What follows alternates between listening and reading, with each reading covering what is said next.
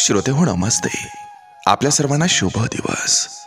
श्रोते हो, 5 चुका केल्यावर 2 चांगली कामं एखाद्यासाठी केली म्हणजे नाते टिकत नसतात. माणसांना असं गृहीत धरून संबंध गोड होत नाहीत. पहिले केलेल्या चुकांची माफी मागणं हे गरजेचं असतंय.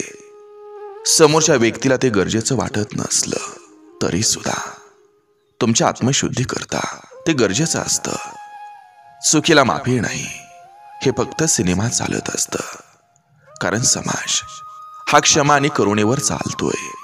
क्षमा केलं जातं, पण फक्त माफी मागणाऱ्यांना मात्र ते कळकळीनं आणि मनापासून माफी मागावी लागत असते.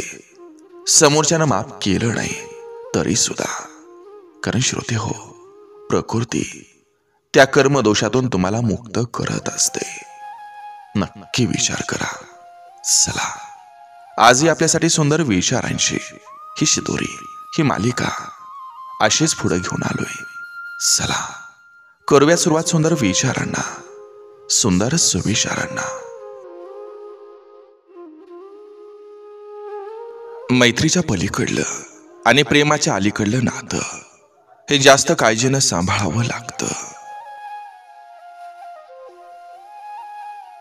इतरांची समजूत काढताना भरून असलेली शब्दांची पिशवी, स्वतःची समजूत काढताना मात्र ती रिकामी असते. अध्यात्माचा रंग लागला की मनुष्य समाधानाच्या प्रवासात दंग होऊन जातो. धरलेला हात हा परिस्थिती पाहून सोडायचा नसतो. आयुष्यात प्रामाणिक नक्कीच राहायचं, पण पश्चाताप होईल एवढं प्रामाणिक नाही राहायचं. स्वतःशी प्रामाणिक असणारी व्यक्ती ही कधीच दुसऱ्याला धोका देऊ शकत नाही, कारण तिला चांगल्या प्रकारे माहिती असतं की आपण जसं वागतो तसंच आपल्यासोबत घडत असतं. सर्वांसोबत आपुलकीनं वागा आणि माणसातील माणूस पण स्वतःकडून निस्वार्थपणे जपा.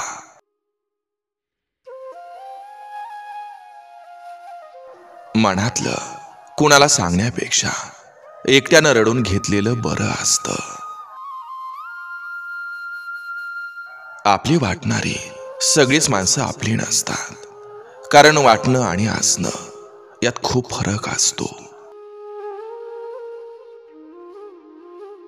नात्यात प्रेम संपल्यावर काहीच उरत नाही, ना ओढ, ना आवड, ना वेळ. फक्त हक्काची व्यक्ती जवळ पाहिजे. आयुष्यातला सगळा ट्रेस आपोआप कमी होतो. हरामाचा पैसा हा कर्मापेक्षा मोठा नसतो. आज वाचवेल ही, पण उद्या फसवेल.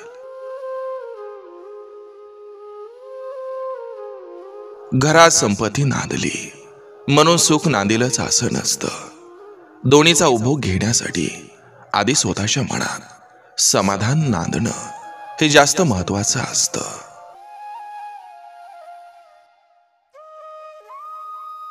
कोणताही स्वार्थ नसतो तेव्हाच माणूस शांतपणे इतरांच्या समस्या ऐकत असतो.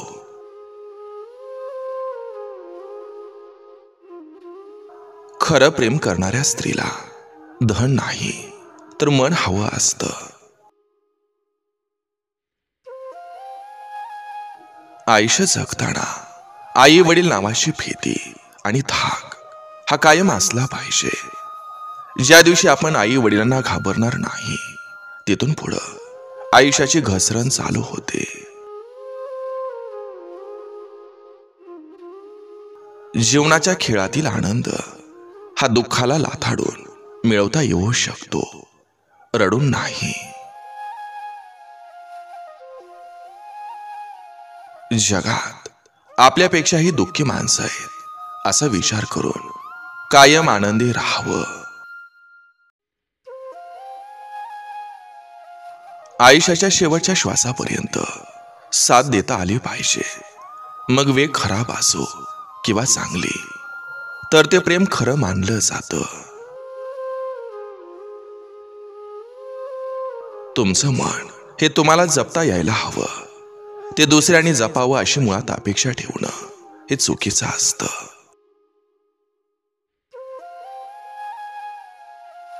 आई किती अडाणी असली तरी शिकवण आणि संस्कार देण्याची जी क्षमता तिच्यात असते ती जगातल्या कुठल्या शाळेत मिळणार नाही. जिव्हाळा हा घरचा कळस आहे. माणुसकी ही घरातील तिजोरी, गोड शब्द हे घरातील धन दौलत आहे. शांतता ही घरातील लक्ष्मी, पैसा हा घराचा पाहुणा आहे. व्यवस्था ही घराची शोभा आहे आणि समाधान हेच घराचं सुख आहे. स्वतःच्या स्वप्नांचा त्याग करून मुलांसाठी स्वप्न बघणं आणि त्यांची स्वप्न पूर्ण करण्यासाठी आपलं जीवन खर्ची घालणं यालाच आईचं काळीज म्हणतात.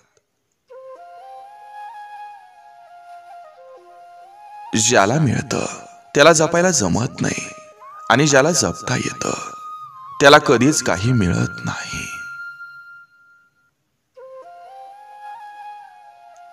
दुसऱ्याचा छळ करण्यासाठी आपलं आसन हे स्थिर असावं लागतं. संपत्तीचा वारसा सुख देईल न देईल, पण संस्कारांचा वारसा मात्र नक्की सुख देतो.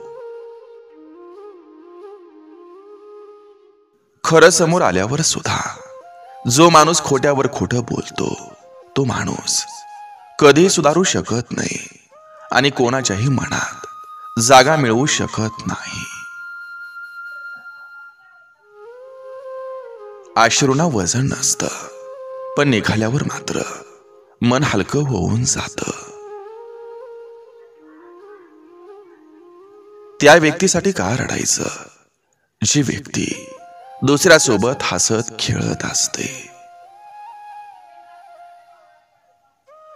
नजर आणि नशीब दोन्ही गोष्टी एकमेकांच्या विरुद्ध आहेत. नजर त्याच गोष्टीची निवड करते जी कधीच नशिबात नसते. एखाद्याला पुन्हा पुन्हा समजावण्यापेक्षा स्वतःच्या मनाला एकदा समजावणं चांगलं असतं.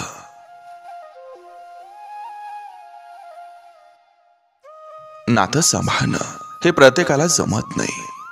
स्वतःचं मन सुद्धा दुखवावं लागतं दुसऱ्याच्या आनंदासाठी.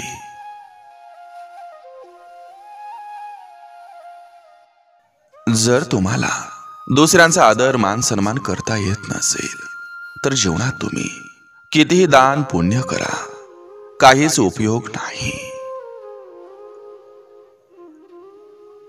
निशब्द होण्याची वेळ ही तेव्हाच येते जेव्हा हृदयातील भावना आणि डोक्यातील विचारांची सांगड बसत नाही. कुणाच्या आयुष्यात जायचं असेल तर आनंद घेऊन जा. दुःख तर त्यांच्याजवळ पहिल्यापासूनच असतं. जग फक्त अनुभव देतं, साथ फक्त आपली माणसं देतात.